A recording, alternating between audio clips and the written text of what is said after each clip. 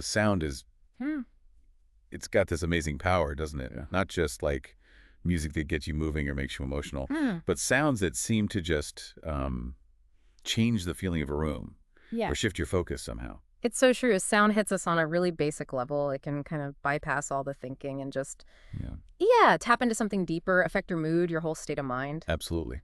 And that's what we're diving into today, actually. We're looking at source material about a project that really pushes this idea. It's called The Fifth Wave: Music for the Mind by TATANKA. Yeah, and this isn't just, another album release. The sources frame it as this huge multi-hour ambient thing, engineered really to do more than just be pleasant background music. It's built on this interesting combination of musical genres and a very specific, very subtle frequency. Right. So you've got Sibient music, ambient tribal soundscapes, and they weave that together with a particular binaural beat. So our mission here is to unpack the why of it all. Why these sounds? Why this frequency? What's the goal? How are they trying to make something they call both a sanctuary and a stimulant, just with sound? Okay, yeah, let's get into it. I mean, the first thing that jumps out from the material is just the sheer size, 147 tracks over 6 hours long.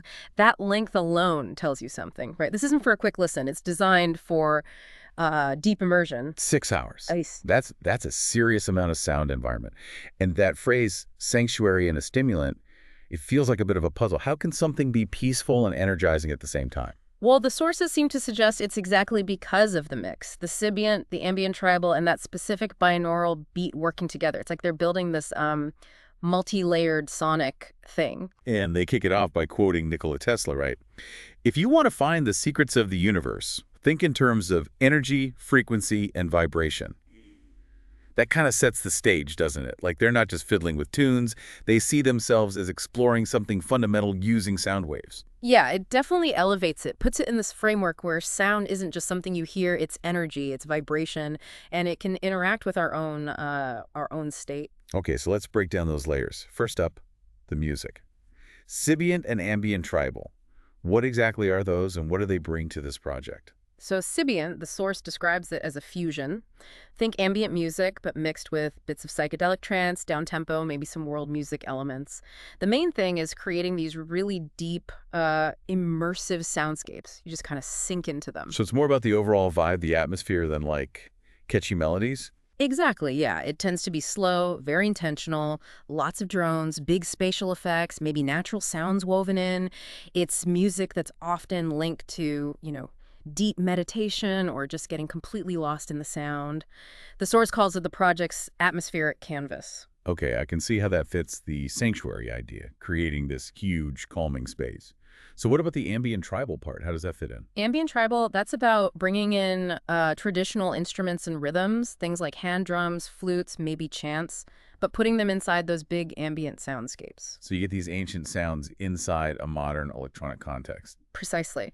The material says these elements are meant to invoke ancient memory and deep earth connection, often using these slow, kind of hypnotic patterns. They describe it as the rhythmic undertow flowing beneath the more spacey Sibient layers. Huh, that's interesting. So the Sibian gives you the vast, maybe cosmic feeling, the space, and the ambient tribal pulls it back down, makes it feel more grounded, earthy, ancient. Does that combination maybe explain this sanctuary and stimulant thing? It seems like that's the idea, yeah. The Sibian creates the deep space, the sanctuary, but the rhythmic, maybe more primal feel of the ambient tribal could be the subtle stimulant part. It adds this layer, maybe connects you to something more visceral, more earth-based, Yeah. without being jarring. The source says it allows the music to feel both grounded and capable of ascending. Okay, got the musical layers. Now the frequency part. This 5.111 hertz binaural beat. How does that work, and why 5.111? That sounds incredibly specific. Right. So binaural beats basically happen in your brain. You play two slightly different frequencies, one in each ear through headphones usually, and your brain perceives a third frequency, which is the difference between the two. Okay, and they landed on 5.111 hertz. Yeah, very specific. And the sources point out that 5.111 hertz is right in the middle of the theta brainwave range. Theta waves. Hmm. What's the connection there? Well, theta is heavily associated with states like deep meditation, trance-like feelings, boosts in creativity, and even emotional processing when you're deeply relaxed but still awake or in certain sleep stages. So the idea is to gently nudge the listener's brain towards that theta state using this beat. That seems to be the intention, yeah.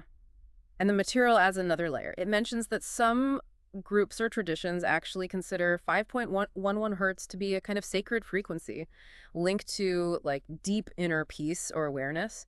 They even point to other work exploring this, referencing a Google deep dive called Tuning Consciousness, the Science and Spirit of 5.111 hertz sound.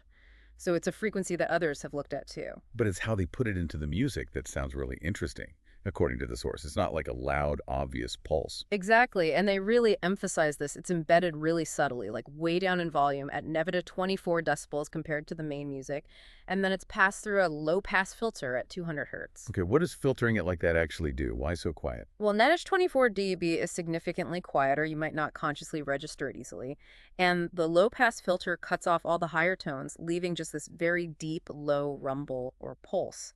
The source says it's barely perceptible to the ear, but still sensed by the mind and body. But if you can barely hear it, how's it meant to work? It seems a bit counterintuitive. That's the whole point of their approach, it seems. They do it that way so it doesn't get in the way of the actual music, the textures, the harmonies. It stays kind of underneath everything.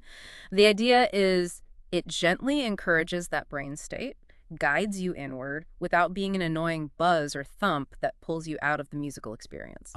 Okay, so you get the music for what it is, and this other layer is potentially doing its thing almost subconsciously. That's how they frame it. They want the album to be enjoyable purely as a piece of music, while also offering these, let's say, potential neurological benefits.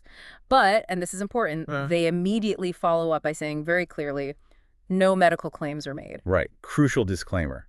So they're suggesting a potential effect based on the frequency and how they use it, not promising any specific health results. It's about creating a conducive atmosphere. Precisely. It's setting up a possibility space using sound. So let's talk about the structure. 6 hours. Yeah. It's not just an album, it's a journey. How do they organize all this material? Well, the sources say each track, all 147 of them, works on its own, like a little mood or portal. Each has its own feel.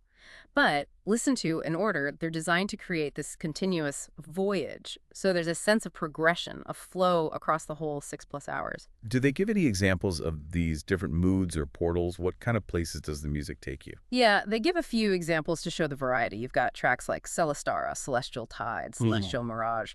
These are described as being really ethereal, galactic sounding. Sound as stardust is the phrase they use. Okay, that definitely sounds like the Sibian side coming through. Big and spacey. Right. But then you have others like Tribal Drift, Mystic Plains, Sierra Spirit.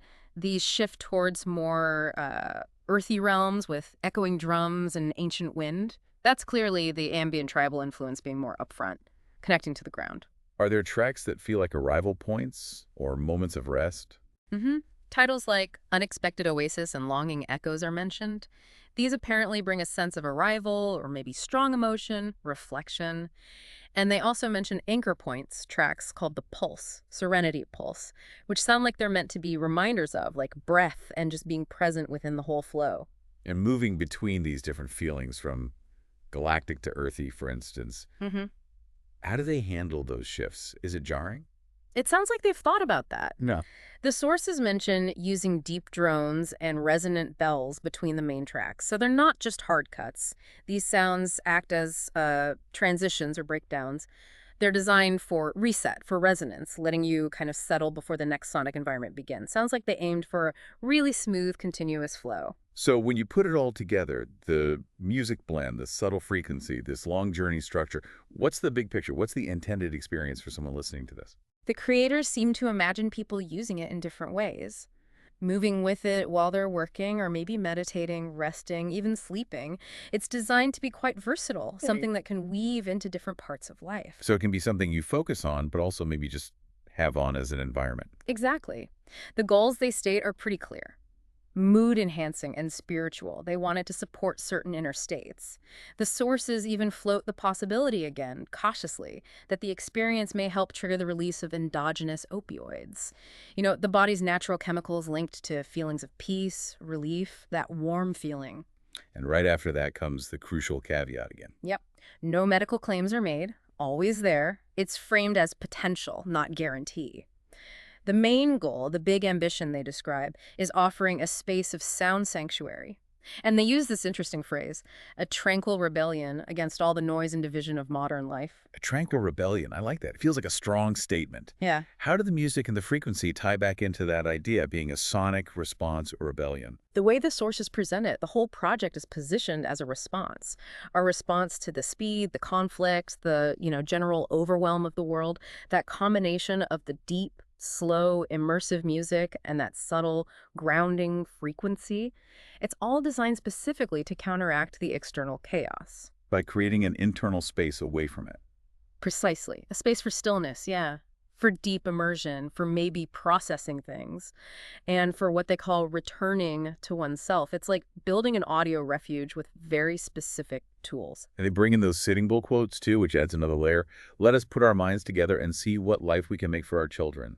How does that connect? Well, it speaks to community, doesn't it? Shared purpose. Yeah. Maybe suggesting that finding individual inner peace or stillness can contribute to something larger, some collective well-being. And the other one? Behold, my friends, the spring has come. About the earth and sun. That one feels very connected to the ambient tribal elements, the earth sounds. It evokes connection to nature, to cycles, to growth, potential. It kind of asks, how does the sound experience, using these ancient feeling rhythms and grounding frequencies, help us reconnect to that sense of potential, that inner spring? Suggests the sound itself might be a pathway. It really frames it as more than just ambient music. It's positioning sound as like a tool.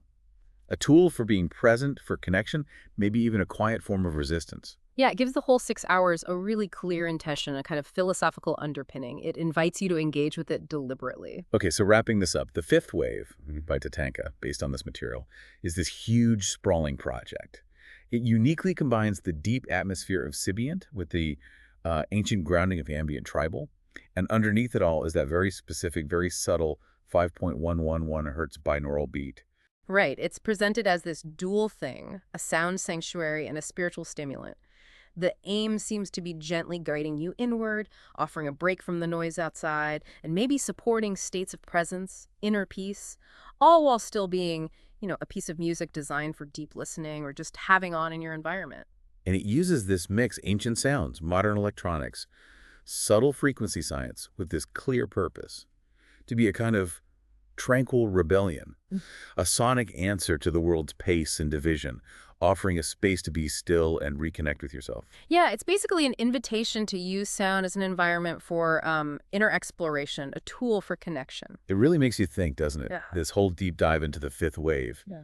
Just how much can these deliberate mixes of specific sounds and frequencies shape how we feel, our state of mind, maybe even our sense of connection? And if sound can influence us like that, what does that mean for how we could be using music and sound more intentionally in our everyday lives?